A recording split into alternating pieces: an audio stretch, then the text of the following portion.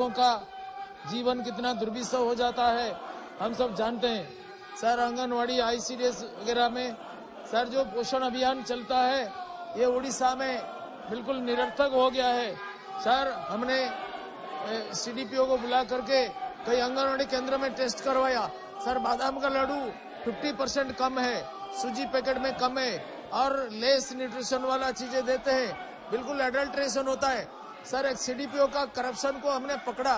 Sir तदंत के उपरांत ADM ने रिपोर्ट दिया 2,89,000 की सामग्री खरीदा गया और इसमें 1,60,020 रुपीस का मिसअप्रोप्रिएशन हुआ।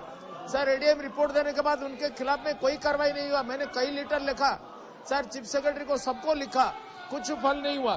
सर अभी 2 आंगनवाड़ी केंद्र में हमने CDPO को भेज करके इसका जांच करवाया, कुछ भी नहीं हुआ। 10-10 हजार रुपया लेकर के अपॉइंटमेंट देते थे। सर गरीब पितृहीन बालिका को भी अपॉइंटमेंट नहीं दिया। सर इसलिए हमने इसको विजिलेंस के द्वारा पकड़वाया और अरेस्ट होकर के सुपरवाइजर अंदर में है। सर ऐसा चलता है और इन जो आंगनवाड़ी जो संस्था इनको फूड मटेरियल सप्लाई करते हैं, सर इनको जो एडल्ट्रेशन करते हैं, जो कम देते हैं, इसको प्रमोट करते हैं हमारे सरकार उड़ीसा में। सर ये बहुत हम असहाय हो गए हैं, हमको थोड़ा प्रोटेक्शन चाहिए। ये करप्ट एजेंसी को बंद करना चाहिए, इनके खिलाफ कार्रवाई होना चाहिए, रेस्पॉन्स फिक्स करना चाहिए और उनको जेल भेजना चाहिए। सर बिल्कुल ये बर्बाद कर देते हैं सरकार का पोषण स्कीम को। नमस्कार। The charges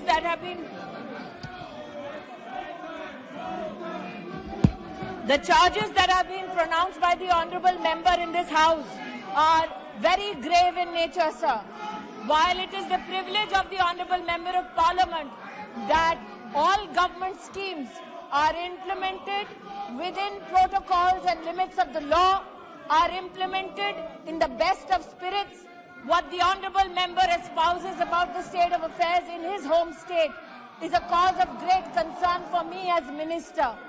That the honorable member of parliament is aggrieved with the fact that adulteration was caught by him and associated organization within the state that he represents.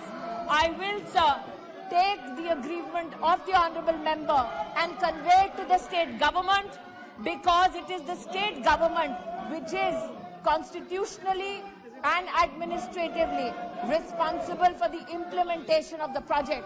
However, through you, sir, I will appeal to every member of parliament that the Ministry of Women and Child Development on the 13th of January has given a notification to every state government as to how the ICDS and portion systems need to be implemented, which includes checking of food in FSSAI and NABL accredited labs.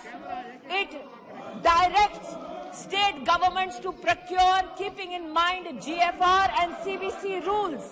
If any state government is found in violation of the rules, appropriate action will be taken by the ministry.